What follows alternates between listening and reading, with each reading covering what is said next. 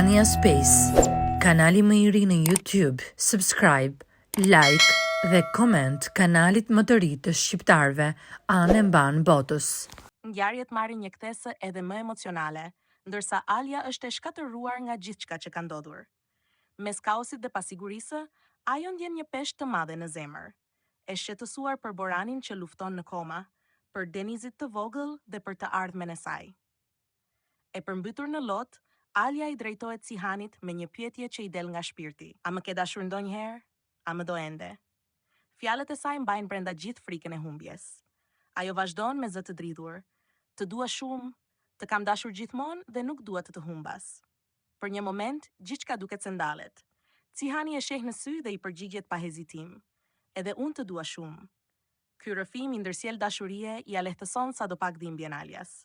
Për herë të parë, të duket se po pranojnë të vërtetën që e kanë mohuar për kaq gjatë. Se zemrat e tyre tashmë i përkasin njëri tjetrit. Por ndërsa dashuria lulëzon mes dhimbjes, një tjetër dramë po shpërthen paralelisht. Zerini ka 2 ditë që është zhdukur pa asnjë gjurmë. Familja është në alarm, ndërsa ankthi rritet nga minuta në minutë. Pas rrëmbimit, fshihet një histori e errët. Dikush që Eçmeli i ka borsh para gjaku. Thuhet se ai ka kryer një vrasje për hir të Eçmelit, por kur nuk mori shpërblimin që ishte premtuar. Tani ka ardhur momenti i hakmarrjes.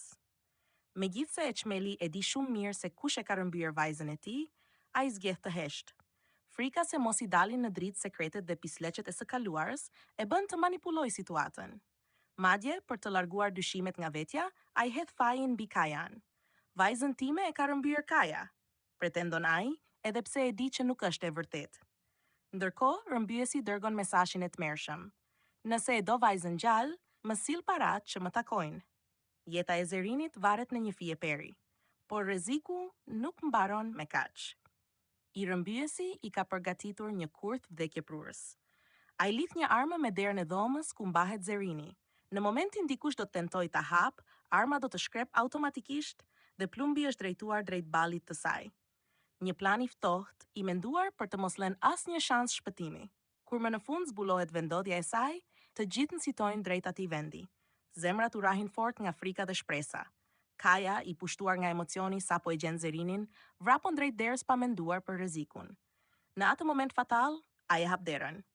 Por do dhe papritura, Demiri hidhet me shpejtësi dhe sakrifikon veten për ta shpëtuar. Krismat thyejnë heshtjen. Plumbi e kap në krah Demirin. Një akt heroik që i shpëton jetën Zerinit. Kaja mbetet i ngrirë nga ajo që pa. Faje përpin nga brenda, sepse e kupton se, po të mos ishte Demiri, Zerini tashmë mund të mos jetonte më. Mes lotëve dhe tronditjes, ai e përqafon fort Zerinin, sikur të mos donte ta linte më kurrë. Por pyetjet mbeten pezull. A do të mbjetoj Demiri pas plagës? Çfarë sekretesh po fsheh Eçmeli?